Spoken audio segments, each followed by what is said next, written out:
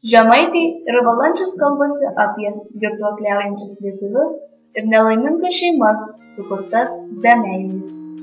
Aš esu Julija Beniuševičiūtė Žymantienė, mano slapyvardė Žemaitė. Gimiau Vežėmių bajorų šeimoje 1845 metais Plungės rajone, kur mano tėvas Antanas Beniuševičius tarnavo rėdavo ir gaudavo 20 rublių algos per metus.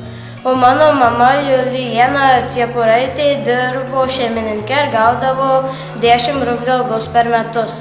Abu tėvai namie kalbėjo lenkų kalba. Lenkiška dvasia auklėjo mane ir mano tris seseris Petronėlė, Juzefa ir Emilija. Mane dar mokė dėdienė ir bajorė su savo vaikais. 12 metų aš buvau atiduota į dėdienės dvarėlį, kur prabėgo mano gražiausi vaikystės metai. Tarnaudama Džiuginėnų dvare sutikau savo būsimą vyrą Lauryną Žymantą. Kaip susituokėm, prasidėjo vargai, neturėjome namų, neturėjome žemių, tad teko nuomuoti ūkį. Mano vyras rūstavo dėl deginamo žibalo ir dėl žandarų šniukštinėjimų kratų. Man parūpindavo tų laikraščių knygų ūkininkų sūnus Povilas Viešinskis. Ir kaip aš su juo susipažinau, pas mane vis daugėjo knygų, laikraščių lietuvių kalba. Ir visada šniukštinėdavo žandarę ir mane sekdavo. Aš esu parašiusi 354 apsakymus, kuriuos įspausdino laikraščiuose Varpas. Mano įžymiausi kūriniai yra Rudens vakaras, Marti, Petras Kurmėlis, vestuvės, vėlinių ir laidotuvės. Mano dažniausia vartojama frazė – nieko į grabą neįsidėsi.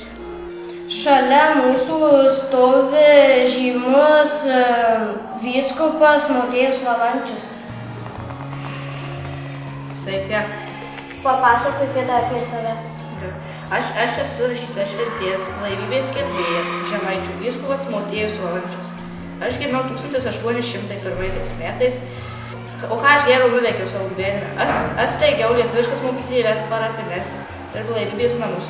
Lietuviškose mokyklėlėse stengiausi išmokyti vaikus ir suaugusius rašyti ir skaityti. Blaivybės namuose aš mokiau, kaip galima girtuokliaujantiems lietuviams linksmintis be alkoholio.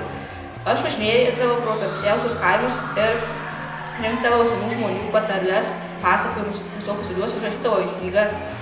Mano žymiausias kūrinys yra Palangosius.